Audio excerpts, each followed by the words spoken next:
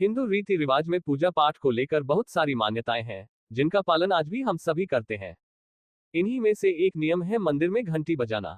हर हिंदू मंदिर में घंटी होती है और जब भी हम मंदिर जाते हैं और वहां से लौटते हैं तो घंटी जरूर बजाते हैं। लेकिन क्या आप जानते हैं कि मंदिर से लौटते समय कभी घंटी नहीं बजाना चाहिए?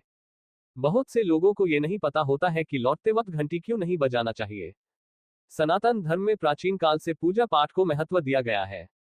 धार्मिक मान्यताओं के अनुसार जब हम मंदिर में प्रवेश करते हुए घंटी बजाते हैं तो ऐसा माना जाता है कि हमारे शरीर की पूरी नकारात्मक ऊर्जा घंटे की ध्वनि से नष्ट हो जाती है और साथ ही लोगों के सुख समृद्धि के द्वार भी खुल जाते हैं।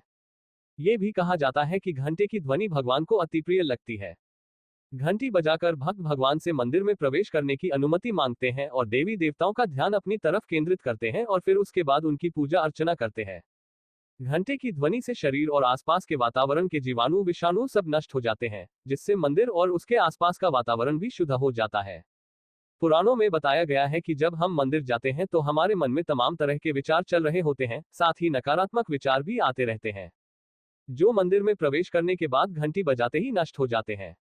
शंख, घंटी और घंटे की दैवीय ध्वनि शरीर से सारी नकारात्मक ऊर्जा और सोच को दूर करता है। फिर हम मंदिर में देवी देवता के दर्शन करते हैं तो हमारे मन में सकारात्मक ऊर्जा और सोच का प्रवाह होने लगता है। इसके बाद हम प्रेम भाव से भक्ति भजन करके लौटते हैं और फिर घंटी बजाते हैं तो सब सकारात्मक ऊर्जा घंटे के स्वर से भ्रमित होकर नष्ट हो जाती है। इसलिए सकारात्मक ऊर्जा को बचाए रखने के लिए मंदिर से लौटते वक्त घंटी नहीं बजना चाहिए। धार्मिक मान्यताओं के अनुसार मंदिर में लगे घंटे को लेकर यह मान्यता है कि जब सृष्टि का आरंभ हुआ था तब जो स्वर गूंजा थी वह घंटी की ध्वनि थी।